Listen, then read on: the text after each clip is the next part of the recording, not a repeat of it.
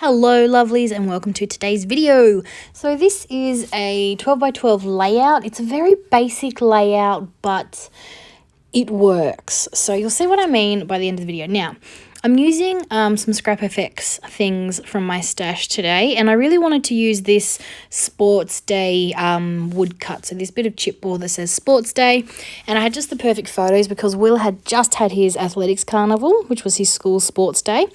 And this was a photo that I took of his 100-meter race. That's Will on the right-hand side at the front there.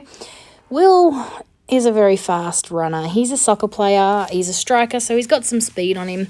And so he came first place in the 100 and 200-meter for his age. So, yeah, I just really wanted to document this photo. Now, I love this stencil. This was a new stencil I got recently, and I've been dying to use it. So I was really quite happy to use it on this page. I can't remember the name of it, but I will link it to the blog post and, give you the name of it. And I wanted to split it up. So you'll see there's a pattern on the stencil. It's a really awesome pattern. It's very, very abstract, but I wanted you to really be able to see these arrows coming from the bottom of the photo. So all I did was I used the first half above where my photo is going to go and then moved the stencil down and then left a gap basically where my photo is going to be. You can't tell that I have done this because the photo is going to cover this up, but it gives the illusion that the stencil goes from the top to the bottom and sort of makes it bigger than what it looks. So that's how this is going to end up. So I really do love how this stencil has worked. Now, when I take photos, I do tend to leave negative space on purpose. This photo here just turned out that way because of the way Will was running. But instead of cropping the negative space out, I decided to use it as a place to put my title. So I'm going to let my title overhang from the photo here. Now, I'm using black in my background, black paint.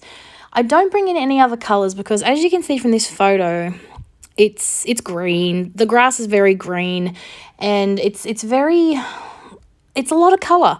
So I feel that the black in the background just works really well with that. And that's why I didn't want to add any more colour into the layout. So I'm going to mat the photo on some black cardstock. Honestly, it was sitting on my desk and I thought it would work. And because I'm using black in the background on white cardstock already, I thought matting this photo on white just really wouldn't make it pop. So by putting it on the black, it just helps the photo stand out from that background and also ties in the fact that I'm just using black paint. Another one of my favourite stamps. I was actually looking for my triangle collage stamp, but I've lost it. So I went with the next best thing, and this was one of the crosses foam stamps from Scrap FX. And again, I'm just using paint. I tend to use black paint when I use the foam stamps anyway, and I just happen to have a lot of it when I use my stencil, but paint is my go-to. The only downside, I am such a messy person when it comes to paint. You will see that I leave a few marks on the page, I get a few halos. I'm really messy. I try and fix it.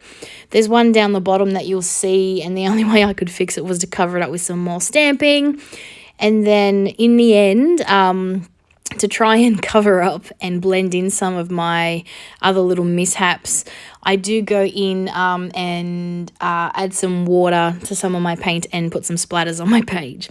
That is one of the best ways to cover up. If you are a messy stamper or stenciler like I am, that's probably one of the best ways to help blend it in.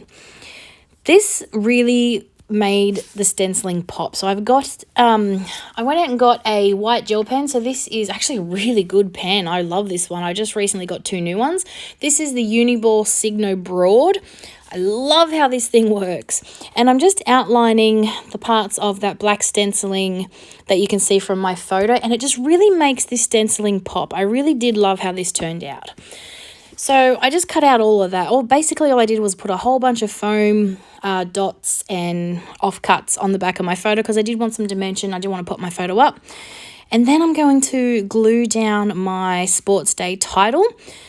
I decided to leave it raw because I didn't want to paint it. I considered painting it black, but I thought if I did that, that's a lot of black, and I just didn't think the title would really pop, even though it was on the photo.